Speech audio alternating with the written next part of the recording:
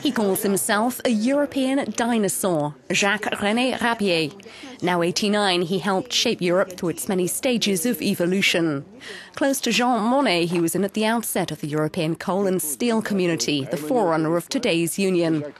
From his position in the General Commissariat, modernising France's post-war economy, he was personally recruited by the founding father of the new Europe.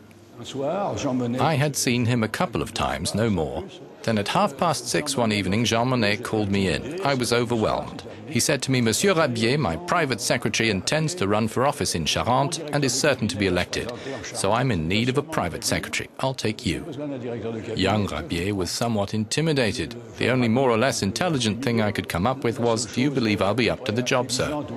And Monnet answered in his superb way, "If you're not, I'll let you know." And he never said it. Si vous ne faites pas l'affaire, je vous le dirai. Et il me l'a pas dit. I was in the clockroom on the 9th of May at 6 p.m. when Schuman made his declaration. It had been prepared in liaison between Schumann's office and Monnet's team.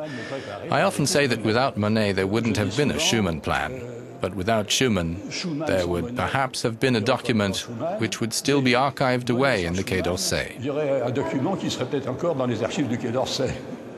With the community's inception in 1950, Rabier would go on to launch an information service, nurturing it as the European institutions took form. Eurobarometer in 1973 involved the people in communication.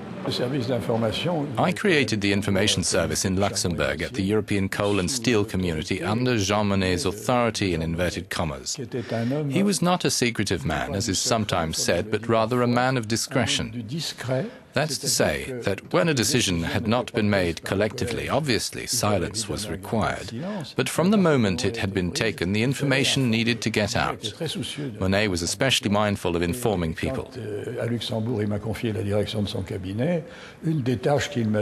In Luxembourg, when he entrusted me with managing his office, one of the tasks he assigned me was not only the drawing up of written reports to give to the press, but to organize an embryonic information service, at first in Luxembourg. Very quickly we sent what I called missionaries to the other capitals of the coal and steel community to inform the public. How do people see Europe today? Polls say in a beneficial light, but is that enough? There's little overt hostility. A lot of sympathetic indifference, I might say, if those words go together. Let's take the younger generations.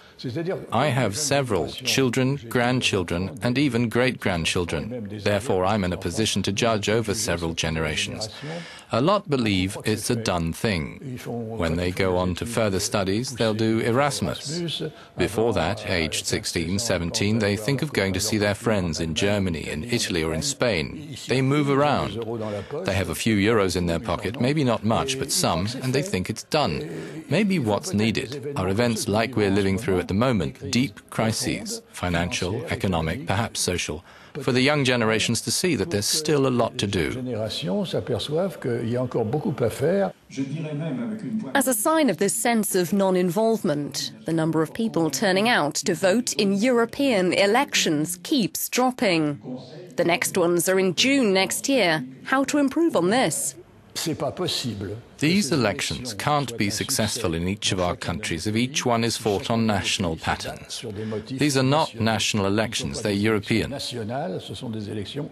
My personal wish, and I'll say yet again I'm not a candidate, is that the different parties have common platforms between different countries.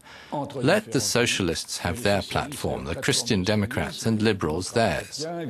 I'm not a card-carrying member of any party, so I speak with complete freedom. Let the different political formations have a strategy that is mutually supportive.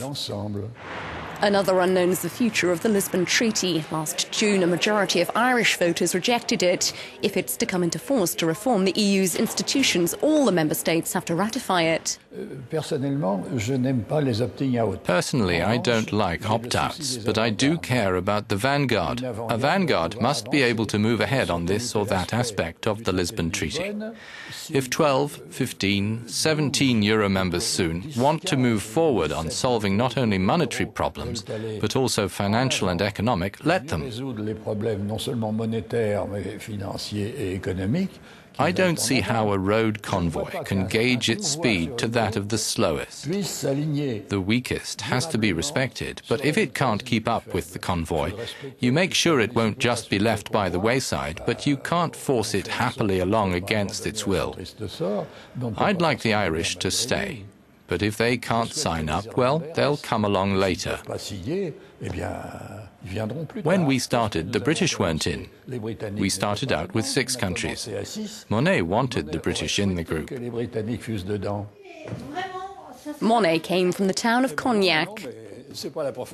For the 120th anniversary of his birth, Jacques-RenÃ Rabier paid a visit to the cellar Monnet started out in. He was the son of a cognac merchant, which exposed him to world travel well before he entered into Europe's service. Rabier draws similarities. One of Monet's sayings that I have cited and know off by heart is this: there needs to be a maturing in history, just as maturing is needed to make a good cognac. There can't be any impatience. You have to know what you want, what you are trying to get to, and go through each successive step so that the end product is good. Well, this one is. I hope that Europe is a good product. I'm even sure of it. It takes patience sometimes, but needs courage and determination. I'm neither an optimist nor a pessimist. I'm determined. That is very different.